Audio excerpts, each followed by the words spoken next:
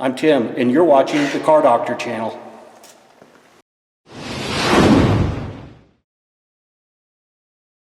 Just want to do a quick tip on these Silverados and Sierras, even including Yukons and Escalades and all that crap, where you're leaking windshield washer fluid up front by the reservoir. It's commonly mistaken for a faulty reservoir. Reservoirs can leak, especially in colder climates where there's been water added to the system. The reservoirs could crack under extreme circumstances, but more commonly, the actual pump assembly leaks fluid from an internal failure of the pump. There's also leakage points at the plastic lines as well. The reservoir is difficult to get at. It's located below the battery, and removal requires pulling the battery and even the part of the inner fender well and disconnecting things and pulling it out that way. I'm going to show you a quick tip for replacing the pump and inspecting it from down below without having to do all that. Basically year models 95 through 05, something in there, are going to be affected by this tip. So anyway, if you do have leakage only when you're energizing the pump, as in the fluid spraying out, it doesn't really spray on the windshield well, but it's gushing out. It's probably the cracked plastic tube that leads to the pump at the reservoir, and typically a little bit of battery acid leaks down from the battery and erodes those hoses. Look right around this seam here, just inside the fender here, next to the hood as it's open, and there's a small plastic tube that leads down to the reservoir and connects up here to the washers. Check that tube real good for breakage. A lot of times you can kind of cut that little plastic part out that fails and just add some vacuum tubing, the 7/32 inch vacuum tubing as a little splice, and you can fix that up there. But this tip basically is more or less about leakage at the reservoir and replacement of the pump without pulling the reservoir. It gives like an hour and 1.3 hours labor to do the reservoir itself. I'll show you how to do the pump in less than half an hour and get you back on the road. Alright, I've gone ahead and raised up the vehicle for a little better access. Pardon the camera angles here, it's a real tight spot.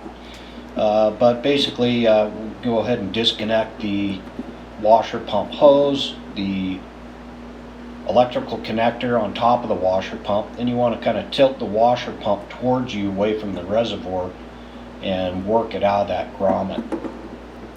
Go ahead and remove the old washer pump.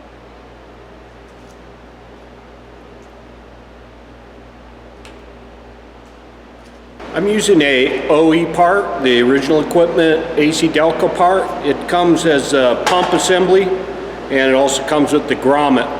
So I'm going to pop the old grommet out of the reservoir and pop in the new pump. Alright, once you've got that pump out, go ahead and grab the grommet out of the reservoir. I'm using a right-angled pick to grab the old grommet out of the reservoir. Then just clean up the reservoir, make sure there's no more dirt or material on top of there, and install your new grommet. You want to make sure that the grommet's fully seated into the reservoir, that it's fully seated into the groove that retains it, and then you'll be set to install the new pump. You just want to line up the new pump, gently work it into the grommet, and just same way, kind of angle the top of the pump out towards you, work it down into the fully seated position, and then reconnect your electrical connector. And in this case, I use that right angled pick to just kind of pull that electrical connector down into the fully seated position and engage that retainer clip. It's just a real tight fit to get your hand up in there and do that. So a tool like that's going to help a bit to get the connector on. Once you've seated that, go ahead and install your washer pump hose and make sure that's hooked up properly. And then you just want to make sure that the pump is fully seated and at the proper penetration depth. I'm also using just kind of a right angle screwdriver type gizmo that I made to pull it down into the fully seated position. Then just line things up and you should be good to go. Okay, I got my pump installed and went ahead and connected the electrical connector. Clean things up down there. Now I'm going to fill the reservoir and double check it for any leakage.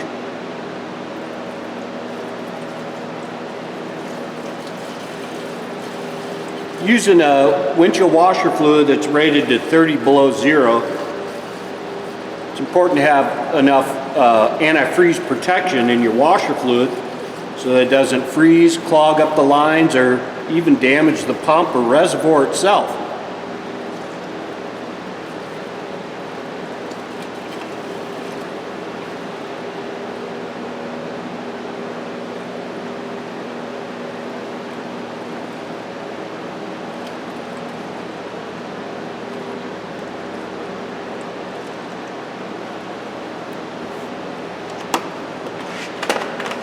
I'm going to raise it back up and double check for leaks.